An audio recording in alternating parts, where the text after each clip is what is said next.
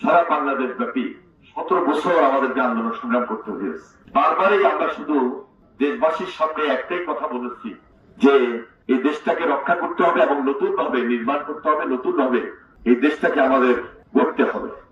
খাল খনন এটা একটা বিপ্লবের একটা আন্দোলন এবং এই বিপ্লবে আন্দোলনের কর্মসূচি দিয়েছিলেন প্রেসিডেন্ট জিয়াউর রহমান। এই খালটা যখন খনন হবে, খালের দুই পারে গাছ থাকবে। সবার জন্য ভালো চপস্টিক ইনস্ট্যান্ট নুডলস। খালে যে পানিটা থাকবে সেই পানির মধ্যে মাছ থাকবে, মাছের চাষ হবে। এই পানি থেকে পার্শ্ববর্তী যে ক্ষেত আছে ওইখানে সেচের মাধ্যমে জলাবদ্ধতা দূর হবে। জলাবদ্ধতার কারণে যেন অসুখ বিসুখ রোগ বালাই না হয় এবং বাজার যেন স্থিতিশীল থাকে। মাছের বাজার বলে না, ফলের বাজার বলে। এই সব চিন্তা চেতনা ধারণা থেকে প্রেসিডেন্ট জিয়া তখন খাল খনন কর্মসূচি হাতে নিয়েছিলেন। তিনি কি শুধু এই টোকার খালে করেছিলেন? সারা বাংলাদেশে হাজার হাজার কিলোমিটার খাল খনন তিনি তখন করেছিলেন। যার কারণে সেই সময়ে আমরা যে উপকারগুলো পেয়েছিলাম দীর্ঘদিন ওই খাল খনন কর্মসূচি থেকে আমরা বিভিন্ন সরকার এসেছে, আমরা বঞ্চিত ছিলাম।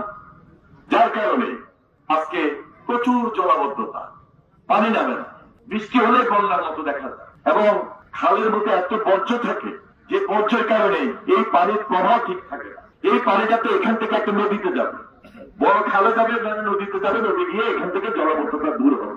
এটা বাধাগ্রস্ত হচ্ছে। আরেকদিকে আজকালকে প্রায় আপনারা দেখবেন খালের মধ্যে বাঁধ দিয়ে সেখানে মাছের চাষ করে একটা প্রভাবশালী কিছুকে। এখানেই শুধু শেষ না, পাশাপাশি আরেক প্রভাবশালী ব্যক্তিরা খালটাকে দখল করে সেখানে আর মার্কেট করেন আর বাড়িঘর। তাহলে এটা হলো সম্পূর্ণভাবে সরকারের সম্পত্তি, এটা জনসাধারণের এবং জনসাধারণের জন্য জনসাধারণের প্রয়োজনে এই খাল খনন কর্মসূচিটাকে বৃহৎ আকারে নিয়ে গিয়ে সাধারণ মানুষ যেন উপকার ভোগী হয়, সুবিধাটা পায় জনস্বার্থে জনগুরুত্বপূর্ণ প্রজেক্ট হিসাবে। তখন প্রেসিডেন্ট জিয়াউর রহমান তার অবস্থান থেকে এই কাজগুলা তখন থেকে শুরু করেছিল। কিন্তু আজকে যেহেতু সেই পর্যায়ে নেই, আমাদের নির্বাচনী ওয়াদা ছিল, আপনাদের সামনে প্রতিশ্রুতি ছিল। আমরা সেখানে বলেছিলাম যে আমরা 5 বছরে 20,000 কিলোমিটার খাল খনন বা পুনঃখনন করব। সেই কাজটুকু 1 সপ্তাহ শুরু হয়ে যায়, আমরা শপথ নিয়েছি, তারপর দিন থেকে আমরা কাজে নেমে পড়েছি।